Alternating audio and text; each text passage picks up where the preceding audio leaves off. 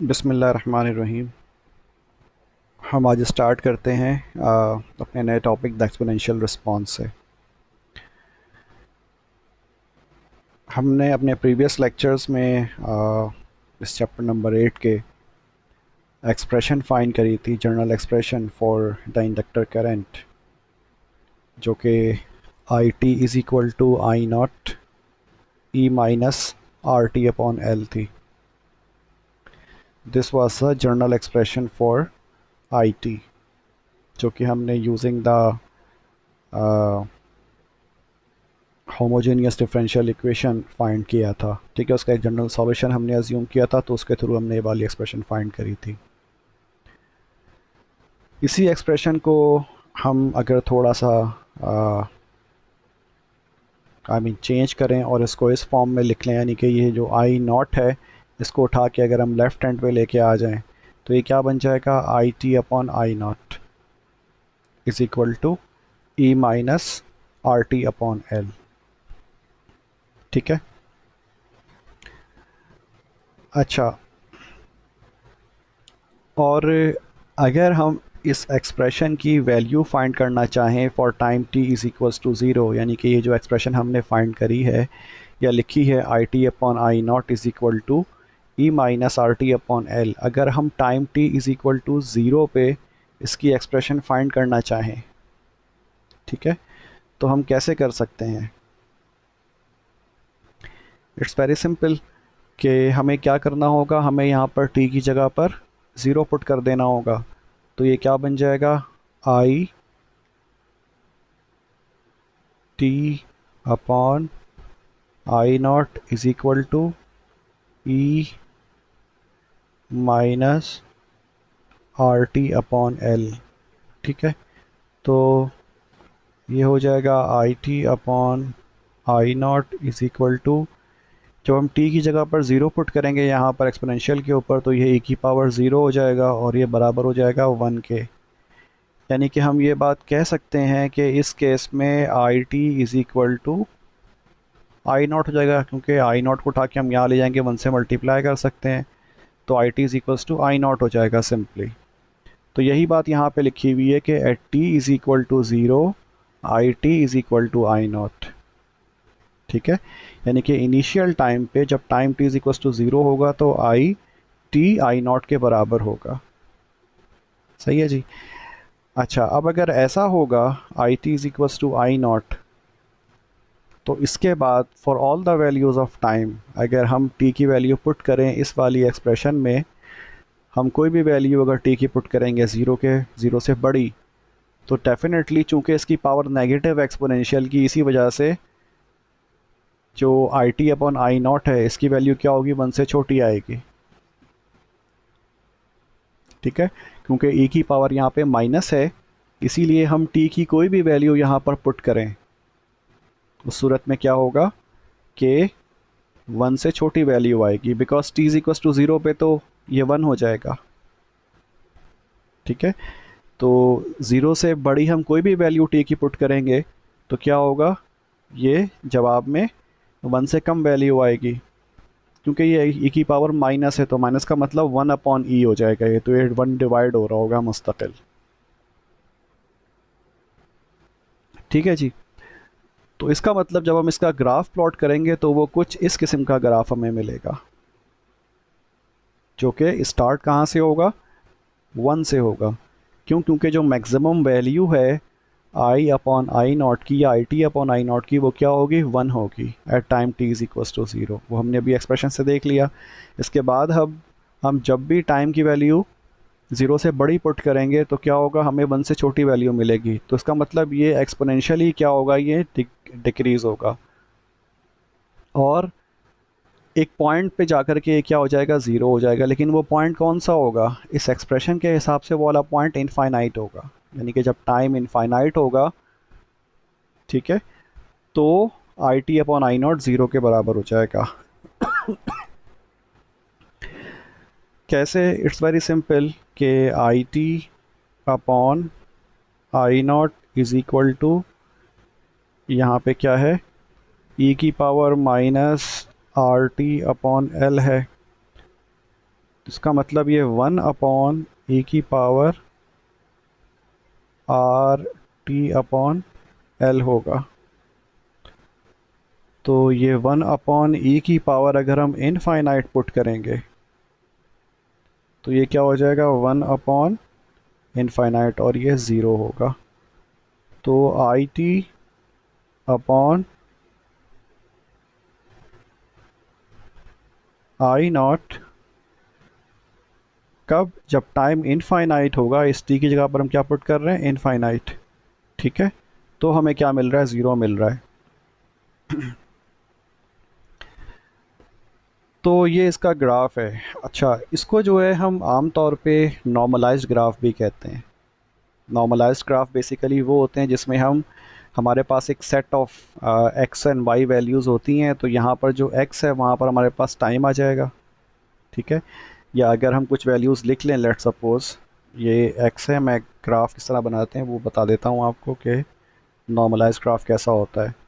तो यहाँ पर एक्स और वाई है, तो ये जो 0 1 2 3 4 5 6, ठीक है, इस तरह से 0 पे 10 है, 1 पे 20 है, ठीक है, और फिर 2 पे जो है ये फिर 10 हो गया, फिर 3 पे 60 हो गया, 4 पे 30 हो गया।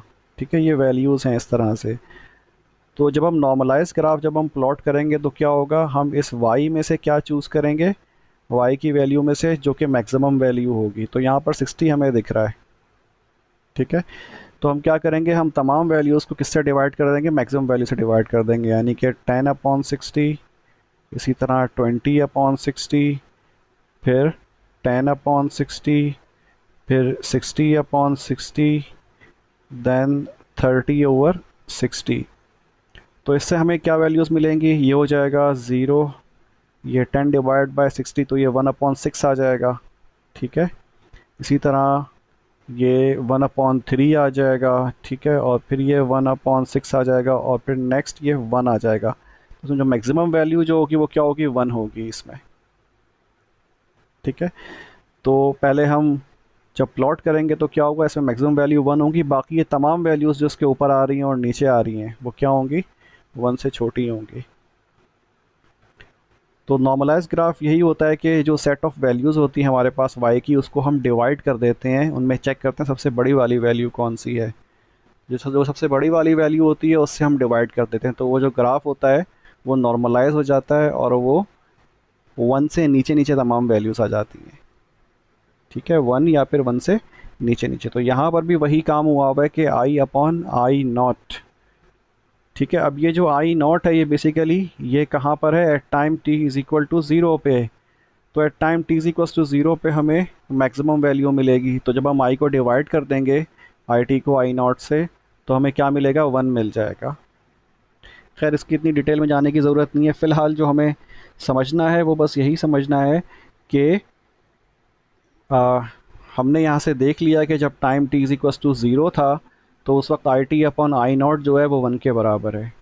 ठीक है, for rest of all the values of time या पॉजिटिव टाइम, अब अगर हम यहाँ पर t की कोई भी वैल्यू पुट करेंगे जो कि 0 से बड़ी होगी, तो उसमें हमारे पास जो IT/I0 की वैल्यू आएगी वो क्या होगी, वो 1 से छोटी होगी। और जैसे जैसे हम टाइम बढ़ाएंगे वैसे वैसे क्या होगा, ये ग्राफ छोटा होता जाएगा, यानी कि नेगेटिव, यानी कि कम होना शुरू हो जाएगा या होता रहेगा। और इसी तरह ये आगे जाता रहेगा, और जाते जाते जब टाइम इनफाइनाइट होगा तो क्या होगा, IT/I0 की वैल्यू क्या हो जाएगी, ज़ीरो हो जाएगी। ठीक है, ओके, जो कि डेफिनेटली यहाँ पे दिखाया हुआ नहीं है क्योंकि ये ग्राफ जो है ये आगे एक्सटेंड हो रहा है, बट इनफाइनाइट तो आप दिखा ही नहीं सकते, इस वजह से यहाँ पर नहीं दिखाया हुआ। Right, thus the same curve must be obtained for every series RL circuit having the same L/R ratio। ठीक है, अब देखिए जिस तरह से एक्सप्रेशन लिखी हुई है, IT/I0 is equals to E-RT/L, तो इसमें ये जो L और R है, ठीक है, L/R का रेशियो, ये एक्चुअली कैसे लिखा हुआ है L/R का रेशियो, कुछ नहीं, बस इस एक्सप्रेशन को जो है थोड़ा सा चेंज करके लिखा है टाउ की फॉर्म में, IT/I0 is equal to E minus R T upon L है, तो क्या हम इसको यूँ नहीं लिख सकते, minus T upon L upon are.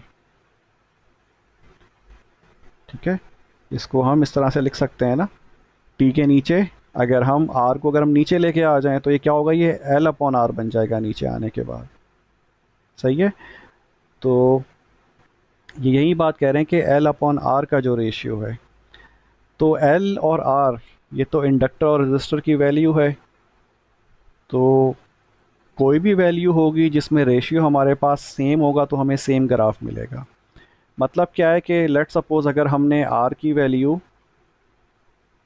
1 kilo ohm ये चलें 1 ओम चूज़ करी, और इंडक्टर की वैल्यू हमने 1 ओम चूज़ करी, तो एल अपॉन आर क्या हो जाएगा, एल अपॉन आर क्या हो जाएगा, 1 हो जाएगा। सॉरी, ये इंडक्टर की वैल्यू हेनरी में होगा, ओके हेनरी होगा। इसी तरह अगर हम आर की वैल्यू लेट सपोज 3 ओम चूज़ करते हैं और एल की वैल्यू भी हम 3 हेनरी चूज़ करते हैं, तब भी एल अपॉन आर क्या होगा, दोबारा 1 हो जाएगा ये। तो इसका मतलब हम इंडक्टर और रजिस्टर की वैल्यू चेंज कर रहे हैं लेकिन जो रेशियो है वो सेम मिल रहा है हमें, यानी कि जो ई की पावर में ये जो एल अपॉन आर है, ठीक है, ये सेम मिल रहा है। तो इसका मतलब अगर ई की पावर में एल अपॉन आर सेम है for different values of R and L keeping the ratio constant, तो हमें ग्राफ क्या मिलेगा, हमें सेम ग्राफ मिलेगा विदाउट एनी चेंजिंग। क्योंकि फिर किस पर डिपेंड कर रहा होगा, सिर्फ ये टी की वैल्यू पर डिपेंड कर रहा होगा, जैसे जैसे आप टी बढ़ाएंगे वैसे वैसे ग्राफ आगे चेंज होगा। तो इसका मतलब जब तक हम एल और आर की वो वाली वैल्यू सेलेक्ट करते रहते हैं कि जिसमें हमारे पास इन दोनों का रेशियो सेम हो, ठीक है, ये जो है जैसे हमने एग्जांपल ली कि R1 और L1 या R3 और L3, इन दोनों सूरतों में या इन दोनों कम्बिनेशन से हमें जो रेशियो है वो कितना मिलेगा, 1 ही मिलेगा। जब ये रेशियो 1 हो गया इसका मतलब क्या हुआ कि अब हम टी की वैल्यू जब पुट करेंगे दोनों सूरतों में तो हमें ग्राफ क्या मिलेगा, सेम ग्राफ मिलेगा, इसमें कोई चेंजिंग नहीं आएगी। ठीक है जी, तो यहाँ पे यही बात लिखी हुई है कि दस the same curve must be obtain, यही कर्व हमें मिलेगा for every series RL circuit, कोई भी आरएल सर्किट हो जिसमें एल अपॉन आर का रेशियो क्या हो, सेम होना चाहिए। ठीक है, let us consider the time that would be required for the current to drop to zero if it continued to drop at its initial rate। अब अगर आप गौर करें यहाँ पर तो देखें हर पॉइंट पे इस ग्राफ का स्लोप क्या हो रहा है, चेंज हो रहा है। ठीक है, और स्लोप आपको पता है कि हम अगर फाइंड करना चाहें तो ग्राफिकली हम कैसे फाइंड करते हैं, टेंजेंट ड्रॉ करके। ठीक है, तो जब time t is equal to zero है तो उस पर स्लोप आप देख रहे हैं यहाँ पे बना हुआ है डॉटेड लाइन से। लेट सपोज जब time t is equal to ये सम पॉइंट होगा तो यहाँ पर जो स्लोप होगा वो कुछ इस तरह से हम ड्रॉ करेंगे टेंजेंट, इस पॉइंट के ऊपर टेंजेंट कुछ ऐसे ड्रॉ हो जाएगा। ठीक है, तो देख रहे हैं आप हर पॉइंट पे स्लोप क्या हो रहा है, इसका चेंज हो रहा है।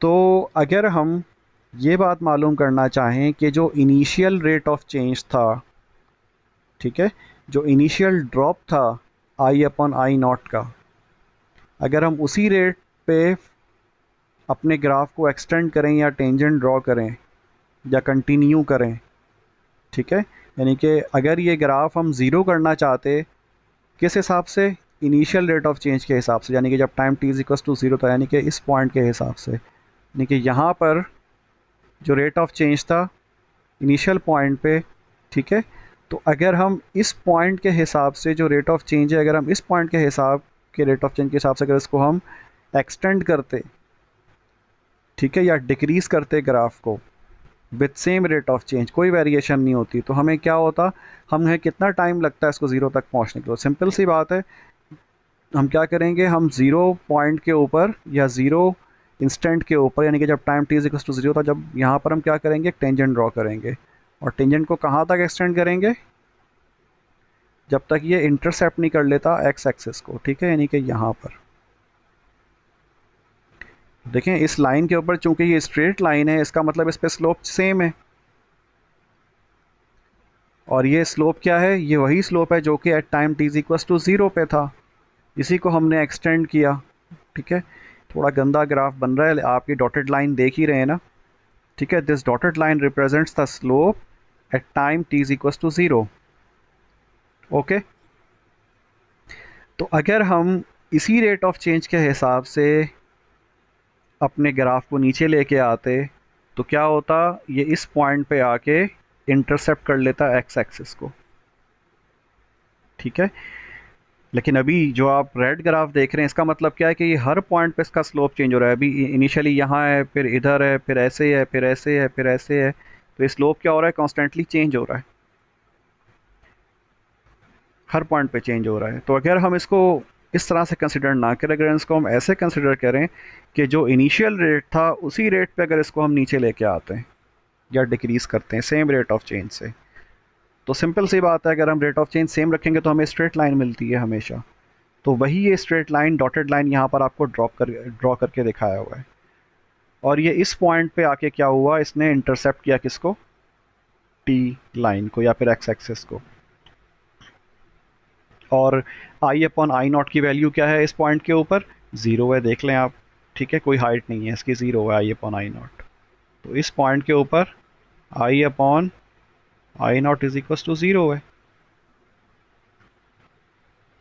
ये कब होता, जब हम इनिशियल रेट ऑफ चेंज के हिसाब से इसको नीचे लेके आते या कंटिन्यू करते इसके ड्रॉप को।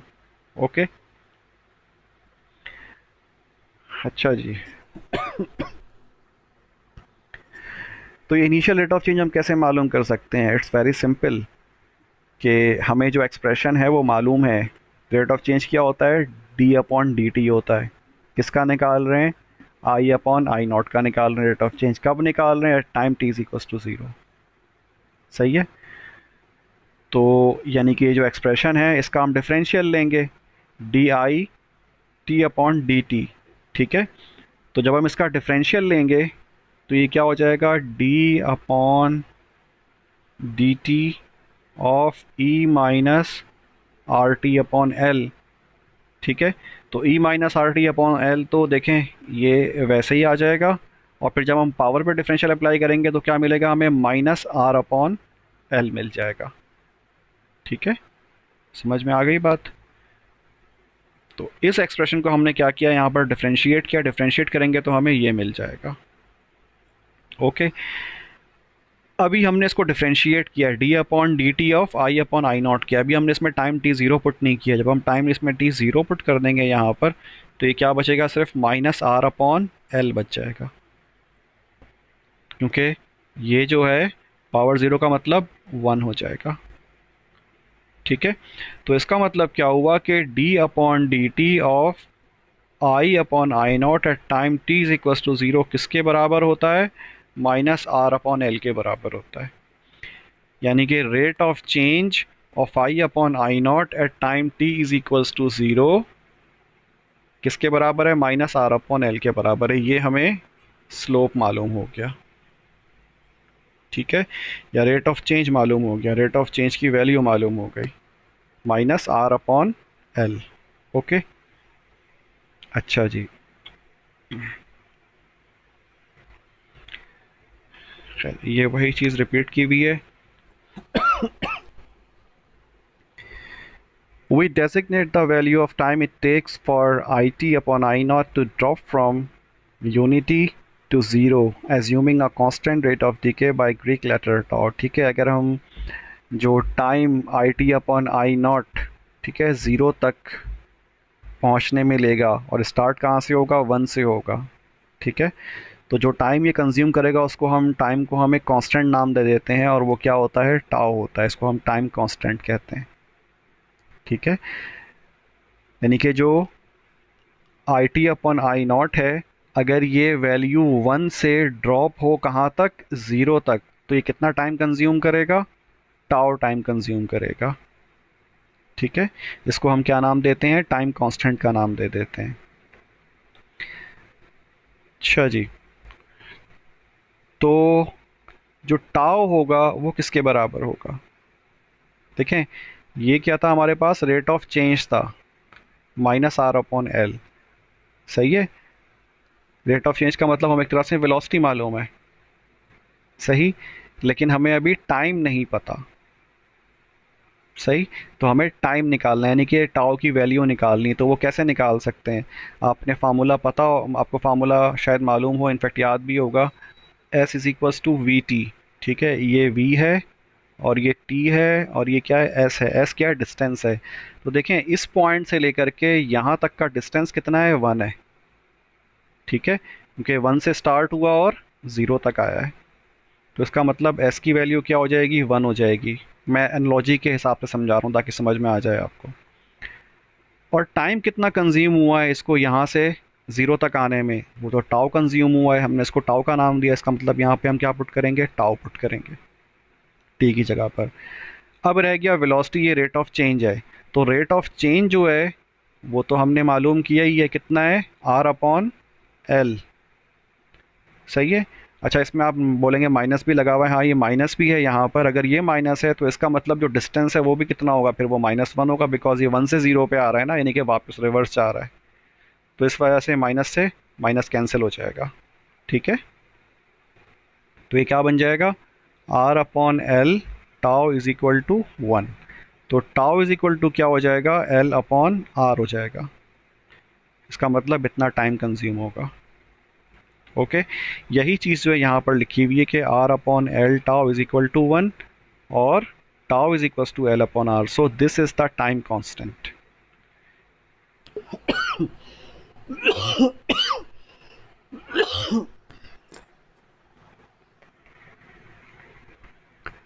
ठीक है जी। तो ये tau is equals to L upon R है। ओके, सॉरी, थोड़ी खांसी हो रही है। एनीवेज, तो ये हमने क्या मालूम किया, tau is equals to L upon R हमने फाइंड कर लिया। So this tau is equal to L upon R, यानी कि इतना टाइम कंज्यूम होगा अगर आई अपॉन आई नॉट की वैल्यू 1 से डिक्रीज होकर कहाँ तक आए, 0 तक आए। ठीक है, 1 से डिक्रीज होकर कहाँ तक आए, 0 तक आए। तो ये कितना टाइम कंज्यूम करेगा, टाउ टाइम कंज्यूम करेगा। और टाउ किसके बराबर है, एल अपॉन आर के बराबर है, यानी कि टाइम कांस्टेंट इतना लगेगा। तो आई अपॉन आई नॉट की कोई भी वैल्यू अगर आप पुट करेंगे, और तो रेशियो कितना होना चाहिए, 1 से स्टार्ट होना चाहिए और कहाँ तक आना चाहिए, 0 तक। एट द इनिशियल रेट अगर ये डिक्रीज हम इसको करें कॉन्स्टेंटली तो it will consume tau time. Okay,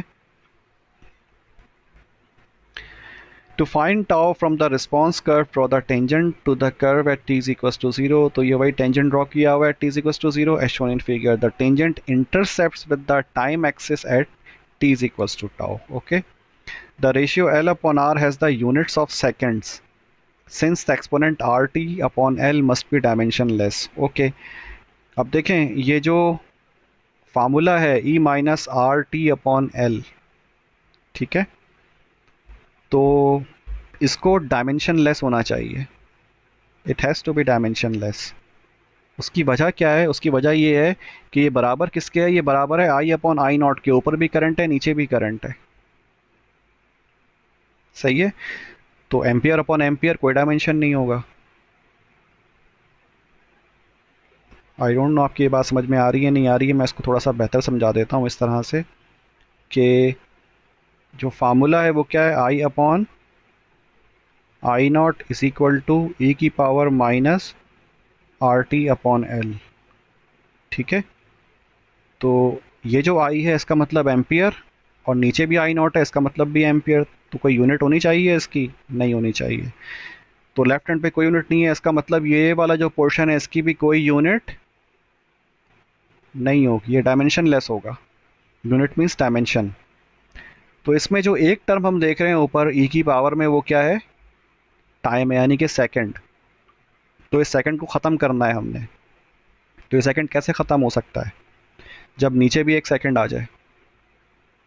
ठीक है, तो हम इस एक्सप्रेशन को ऐसे लिख सकते हैं ना, ये जो E minus R T upon L है, E minus R T upon L किसके बराबर हो जाएगा, ये E minus T upon L upon R is equal to E minus T upon, देखिए ये एल अपॉन आर है तो इसको हम टाउ लिख सकते हैं। ठीक है, तो ये क्या हो जाएगा, ई की पावर माइनस टाइम की यूनिट क्या होगी, सेकंड, और सॉरी टी, हाँ टी की यूनिट क्या होगी सेकंड, और टाउ की यूनिट भी क्या होनी चाहिए सेकंड होनी चाहिए, तब कहीं जाकर के ये डायमेंशन लेस होगा। अब देखें सेकंड से सेकंड कैंसिल आउट हो जाएगा, तो इसका मतलब क्या हुआ, अब ई की पावर क्या हो जाएगी -1 हो जाएगी। Now it has become dimension less. तो इसका मतलब L अपॉन आर जो है इसकी यूनिट क्या होगी, बेसिकली सेकंड होनी चाहिए। अगर इस L अपॉन आर की यूनिट सेकंड हो गई तो सेकंड से टाइम का सेकंड कैंसिल आउट हो जाएगा, और ये वाली एक्सप्रेशन क्या हो जाएगी, डायमेंशन लेस हो जाएगी। और फिर ये वैलिडेट करेगी किसको, आई अपॉन आई नॉट को वैलिडेट करेगी। ठीक है, इतना मुश्किल कंसेप्ट नहीं है, आसान ही है, बस थोड़ा सा जहन को यहाँ पर रखें। ठीक है, मैं रिपीट कर देता हूँ कि हमें मालूम करना है कि ये जो टाव हमने निकाला है एल अपॉन आर, इसकी यूनिट क्या होगी, क्योंकि देखें एल का मतलब क्या है, हेनरी है, और आर का मतलब क्या है, ओम है, तो हेनरी अपॉन ओम तो कोई यूनिट नहीं होती ना, हम इसकी यूनिट क्या रखें टाव की। तो टाव की यूनिट फाइंड करने के लिए हम किसकी हेल्प लेते हैं, इसके फार्मूला की हेल्प लेते हैं, E minus R T upon L की। ठीक है, कैसे, हमें पता है कि ये जो आई अपॉन आई नॉट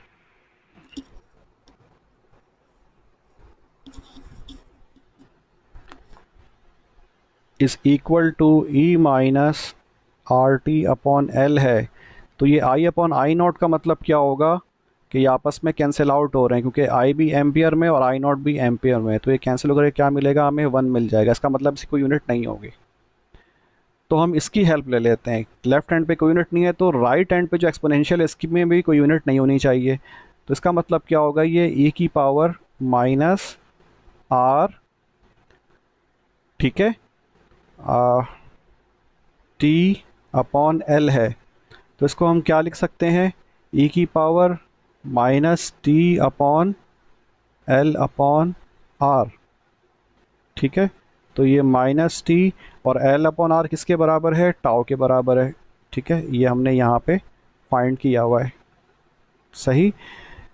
तो अब ऊपर क्या है, टी सेकंड है, और नीचे क्या होना चाहिए, सेकंड होना चाहिए। ठीक है, क्या होना चाहिए, सेकंड, ताकि ये क्या सेकंड सेकंड कैंसिल आउट हो जाए, और क्या बचे, ई की पावर -1 बचे, यानी कोई यूनिट ना हो, अब इसमें कोई यूनिट नहीं है। तो इसका मतलब क्या हुआ, टाउ की यूनिट क्या होनी चाहिए, सेकंड होनी चाहिए। यही बात यहाँ पे लिखी हुई है, the ratio L upon R has the units of seconds since the exponent R T upon L must be dimensionless. ठीक है, तो हमने इसकी हेल्प लेते हुए आर टी अपॉन एल की, सॉरी एल अपॉन आर की हमने क्या मालूम कर ली, डायमेंशन मालूम कर ली, क्योंकि एल अपॉन आर बेसिकली किसके बराबर है, टाउ के बराबर है, तो टाउ की यूनिट क्या हो गई, सेकंड हो गई। So remember this thing this value of time tau is called the time constant. ठीक है,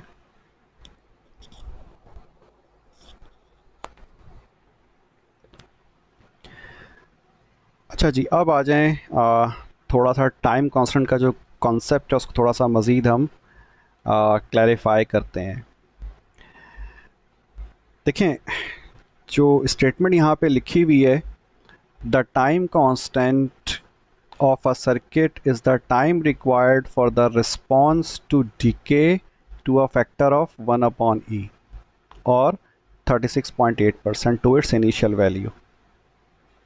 ठीक है, कि टाइम कांस्टेंट क्या होता है, ये वो टाइम होता है जिसमें क्या हो, जिसमें डिके फैक्टर जो हो किसी भी रिस्पॉन्स का वो किसके बराबर हो, 1 अपॉन ई के बराबर हो, या फिर 36.8% हो जाए इनिशियल वैल्यू के, यानी कि 100% के। अच्छा, कैसे, यहाँ पे फार्मूला भी लिखा हुआ है डायरेक्ट, आई होप कि शायद समझ में भी आ गया हो कुछ लोगों को। कैसे, आपको पता है कि I T upon I naught is equal to E minus T upon tau होता है, tau means L upon R, तो हमने पीछे निकाला था। अब ये जो टी है इसकी जगह पर हम टाउ पुट कर दें, ठीक है, क्योंकि हम फाइंड करना चाह रहे हैं ना कि टाउ क्या होता है।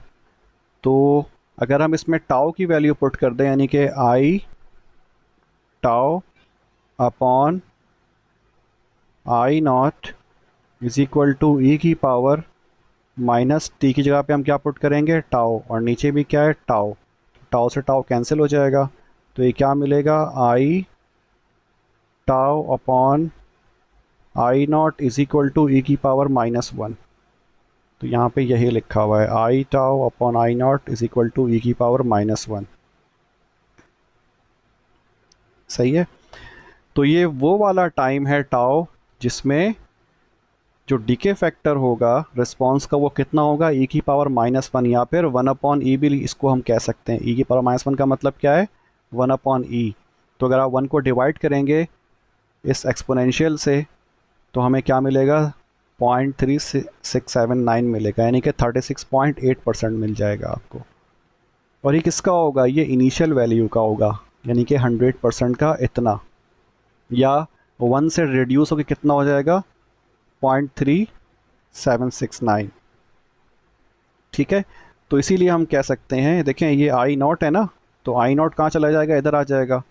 तो हम क्या कह सकते हैं कि I tau is equal to 0.3679 multiply by I naught. तो आई नॉट की जो भी वैल्यू थी, यानी कि initial I naught, what is I naught, I naught is the initial current. तो इनिशियल करंट का 36.8%। ठीक है। I T is equals to, ये कितना है, 36.8% ऑफ आई नॉट। ठीक है। तो ये जो टाइम है टाओ, इस टाओ में करंट की वैल्यू क्या हो जाएगी, इनिशियल वैल्यू से डिक्रीज होकर कितनी हो जाएगी, 36.8% रह जाएगी इनिशियल वैल्यू की। सही है जी। तो यही चीज़ यहाँ पे लिखी हुई है, I T is equal to 0.3679 multiply by I naught. अच्छा, ये जो आप टेबल देख रहे हैं बना हुआ इधर, ये इसी बात को इंडिकेट कर रहा है कि अगर हमारे पास इनिशियल वैल्यू क्या हो, आई टी अपॉन आई नॉट हो, और मैक्सिमम वैल्यू डेफिनेटली कितनी होगी, 1 होगी। ठीक है। तो जब टाइम पहला टाव गुजरेगा तो ये 1 से रिड्यूस होकर कितना हो जाएगा, 0.36788 हो जाएगा। सही है। जब टाइम टाव से बढ़ के कितना होगा, 2 टाव होगा, यानी कि जब 2 टाइम पीरियड गुजर जाएंगे तो वैल्यू कितनी हो जाएगी, 0.13534। लेकिन ये जो 0.13534 है, ये कैसे आया, ये बेसिकली 36.8% है किसका, इनिशियल वैल्यू का। ठीक है। 0.36788 के लिए, इसके लिए इनिशियल वैल्यू क्या थी, 1 थी। ठीक है। जब 1 से स्टार्ट हुआ तो पहले टाउ में 0.36788 आ गया। अगले वाले टाउ के लिए, यानी कि सेकंड टाउ के लिए या 2 टाउ के लिए, अब जो इनिशियल वैल्यू होगी वो कौन सी होगी, वो 0.36788 होगी, यहां से स्टार्ट होगा।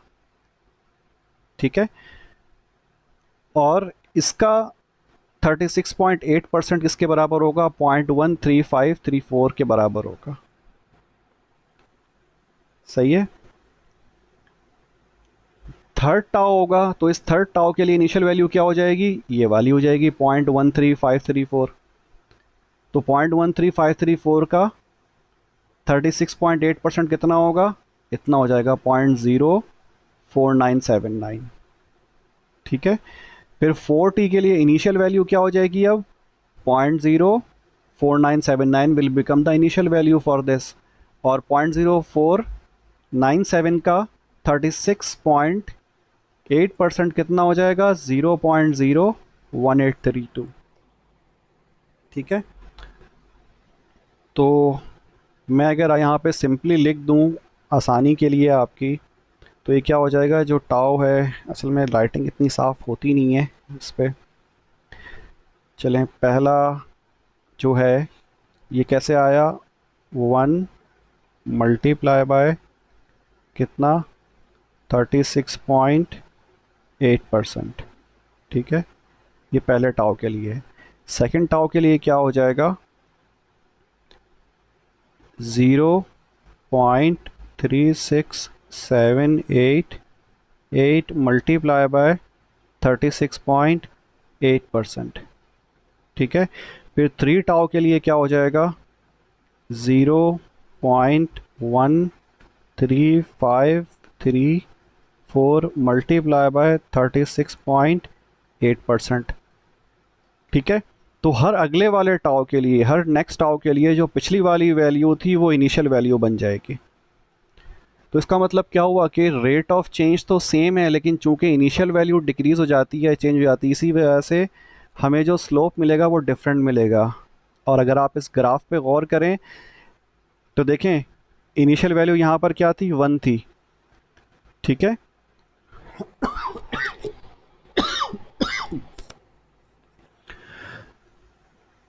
तो ये 1 से रिड्यूस हो गए, कहाँ तक आ गया, 0.37 पे आ गया, यानी कि 36.8% पे आ गया 1 के। ठीक है, तो ये काफ़ी बड़ा चेंज था initially, because initial value high थी। अब ये पहले टाउ में अकर हुआ, ठीक है, ये अब 2 टाउ में अकर होगा, आप देख भी रहे हैं, यहाँ आप देख रहे हैं, दिस इज़ फर्स्ट टाउ। ठीक है, पहले टाउ में जब टाइम कंज्यूम हुआ तो वैल्यू इतनी आ गई, 0.37। अगले टाउ में यानी कि 2 टाउ में कितनी वैल्यू आई है, 0.14। आप देख लें यहाँ पर ये मैच भी कर रहा है, 0.135 का मतलब 14 ही है। ठीक है, ये 0.37 का मतलब 0.367 ही है। ओके, तो इसका मतलब क्या हुआ कि अब ये जो 2 टाउ है कितना आया है, 0.14 आया है। किसकी वजह से आया है ये, इस 0.14 के लिए इनिशियल वैल्यू क्या होगी, 0.37 होगी, ठीक है, 0.37 मल्टीप्लाई बाय व्हाट, 36.8%। ठीक है, तो हमें क्या मिल जाएगा, 0.14 मिल जाएगा। ओके, फिर नेक्स्ट क्या है, ये 0.05 है, 3 टाउ, तो देखें ये 3 टाउ हमें 0.05 मिला। तो इस 0.05 के लिए इनिशियल वैल्यू क्या होगी, 0.14 होगी। तो 0.14 से अगर ये डिक्रीज़ हो जाए, इस वैल्यू, अगर ये स्टार्टिंग वैल्यू हो, तो इसका 36.8% कितना होगा, 0.05 होगा। तो हर टाउ में पिछली इनिशियल वैल्यू के हिसाब से कितनी डिक्रीमेंट आ जाती है, 36.8% की डिक्रीमेंट आ जाती है। सही है, तो अगर ये सिलसिला हो तो ये कभी ख़त्म होगा, ये हमेशा चलता रहेगा ऐसे। और कहीं जब टाउ इनफाइनाइट होगा तो वहाँ जा कर के ये इस ज़ीरो लाइन को क्रॉस करेगा या फिर इंटरसेप्ट करेगा। ओके, लेकिन इतनी देर तक इंतज़ार कौन करता है। अगर आप गौर करें यहाँ पर तो 3 टाउ में ही जो हमारी वैल्यू है वो कितनी रह गई है, सिर्फ 5% रह गई है। This is only the 5% of what, initial value यानी कि 1। ठीक है, इनिशियल 1 था, 1 से डिक्रीज़ होके हमारे पास वैल्यू कितनी हो गई, 0.05 आ गई 3 टाउ में। ठीक है, तो इसका मतलब क्या हुआ कि अगर हम to be on the safe side, अगर इसमें हम मज़ीद 2 टाउ का इजाफा कर दें, यानी कि 4 टाउ और फिर 5 टाउ, तो इस दौरान क्या होगा, ये वैल्यू मज़ीद छोटी हो जाएगी, तकरीबन ज़ीरो के बराबर हो जाएगी। यानी कि हमारा सिग्नल जो होगा वो 1 से स्टार्ट हुआ था, वो तकरीबन ज़ीरो को के पास पहुंच जाएगा विद इन 5 टाउ। तो हम अज्यूम करते हैं कि हमारे पास जो टोटल टाइम पीरियड होता है किसी भी सिग्नल को डीके होने के लिए या नेचुरल रिस्पांस को डीके होने के लिए, वो कितना होता है, 5 टाउ के बराबर होता है, 3 टाउ टू 5 टाउ। ठीक है, 3 टाउ तो लाजमी होता है, और to be on the safe side हम इसको 5 टाउ अज्यूम कर लेते हैं कि तकरीबन 5 टाउ लगते हैं किसी भी सिग्नल को 100% से, यानी कि 1 से ड्रॉप होके कहाँ तक आने में, तकरीबन ज़ीरो को रीच करने के लिए।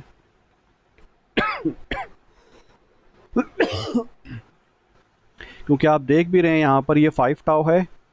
ठीक है, और अगर हम इसका परसेंटेज निकालें तो ये कितना बनेगा, ये बन रहा है 0.006, यानी कि सिर्फ 0.6% बचेगा हमारे पास सिग्नल। अगर स्टार्ट किससे हुआ होगा, 1 से हुआ होगा, ठीक है। स्टार्ट 1 से हुआ था और पहुंचा कहाँ पर, 0.00674 पे विद इन 5 टाउ। तो इस 5 टाउ में हम अज्यूम कर लेते हैं कि ये जो सिग्नल है वो 1 से डीके होके डाई आउट हो गया है। ओके, तो ये बात याद रखिएगा।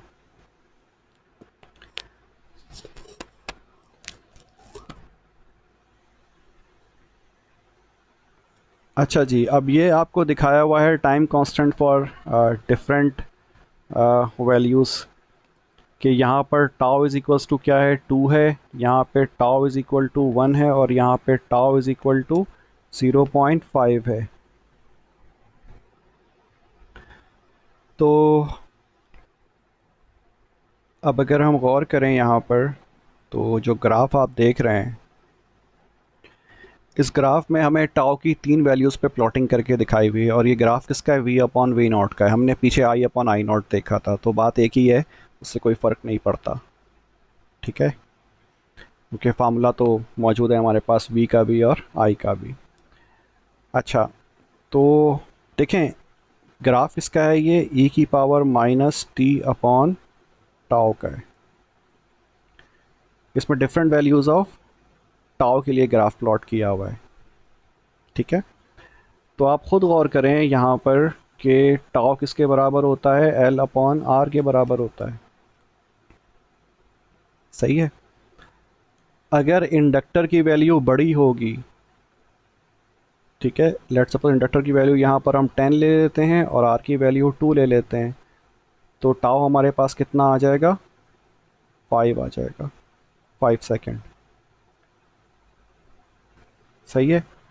अगर हम इंडक्टर की वैल्यू छोटी लेते हैं, यानी कि अगर हम इसको इंडक्टर को हम 4 ले लेते हैं, 4 हेनरी, और रेजिस्टेंस हम सेम 2 रखते हैं, तो टाउ कितना आ जाएगा, 2 सेकेंड आ जाएगा, सही है। इसका मतलब क्या हुआ कि देखें, अगर इंडक्टर बड़ा होगा, यानी कि इंडक्टर बड़ा है, रेजिस्टेंस छोटा है, इन दोनों का रेशियो अगर हमारे पास बड़ा आ रहा है, तो ये क्या है, ये टाउ आ रहा है, यानी कि 5 सेकंड लगेंगे इसको डाई आउट होने में। जो टाउ होगा वो 5 सेकंड इसका पहला टाउ के बराबर होगा, यानी कि 5 सेकंड में इसकी यानी कि जो रिस्पॉन्स है वो इनिशियल वैल्यू से 36.8% पे पहुंचने में 5 सेकंड कंज्यूम होंगे, ठीक है। अगर इंडक्टर छोटा होगा तो उसको 2 सेकंड लगेंगे, जाहिर सी बात है इंडक्टर बड़ा होगा तो वो ज़्यादा एनर्जी स्टोर करेगा, it will consume more time to discharge और dissipate its energy through resistor, that's why it will consume more time, 5 second, ठीक है। इन दोनों में क्या होगा, यानी कि जब ये 5 सेकंड गुजरेंगे तो जो रिस्पॉन्स होगा वो 36.8% पे आया हुआ होगा, इधर भी और इधर भी 36.8%, 36.8%।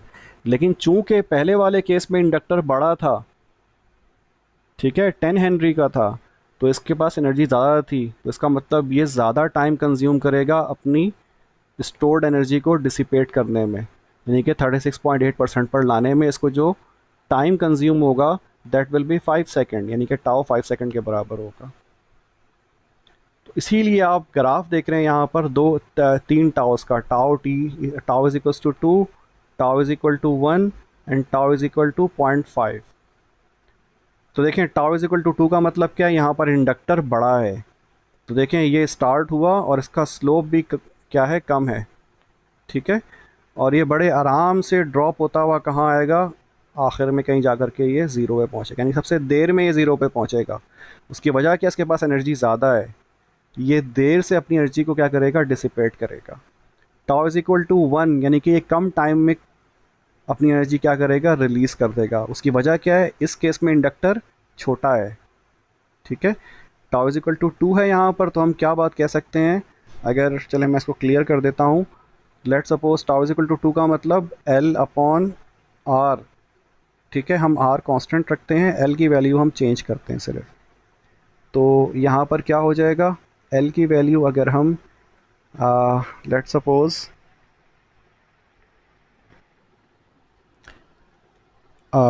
इसको हम L4 ले लेते हैं और R2 ले लेते हैं, तो ये कितना हो जाएगा, 2 हो जाएगा। इसी तरह इस केस में हमारे पास L अपॉन R क्या हो जाएगा, ये भी 2 और ये भी 2, तो ये 1 मिल जाएगा।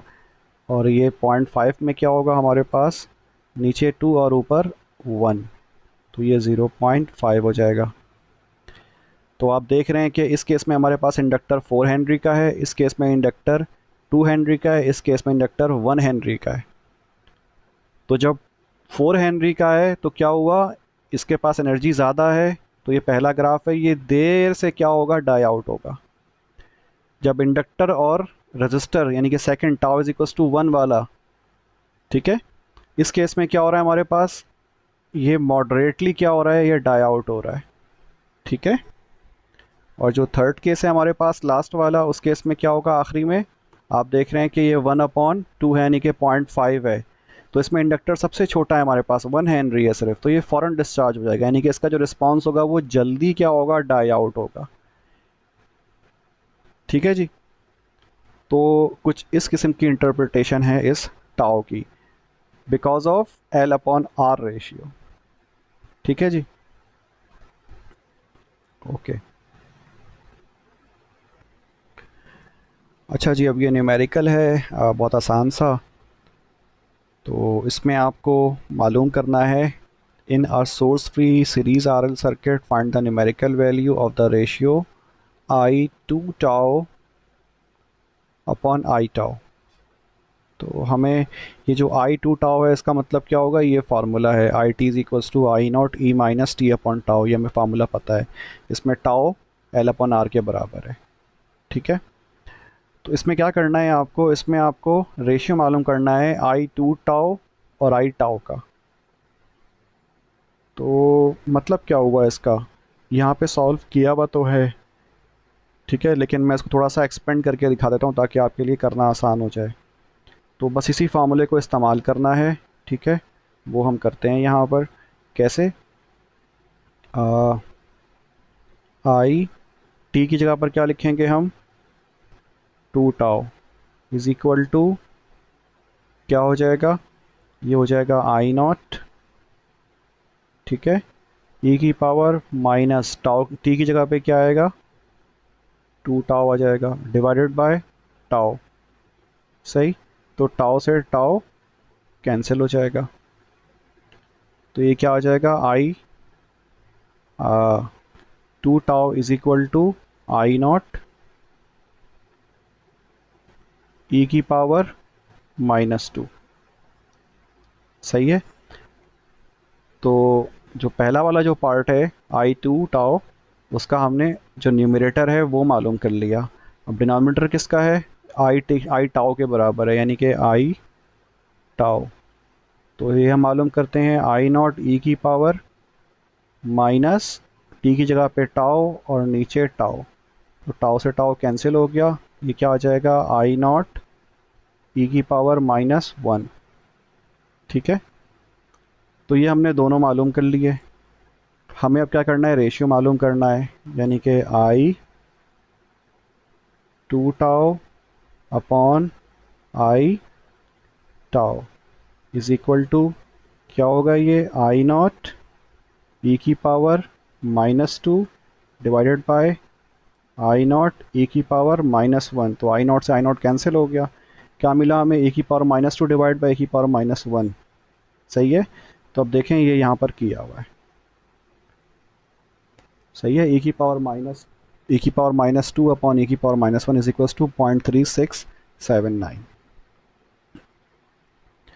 तो बाकी भी जो क्वेश्चंस हैं आई 0.5 टाउ और I0, ठीक है, तो ये हम इसी तरह से करेंगे।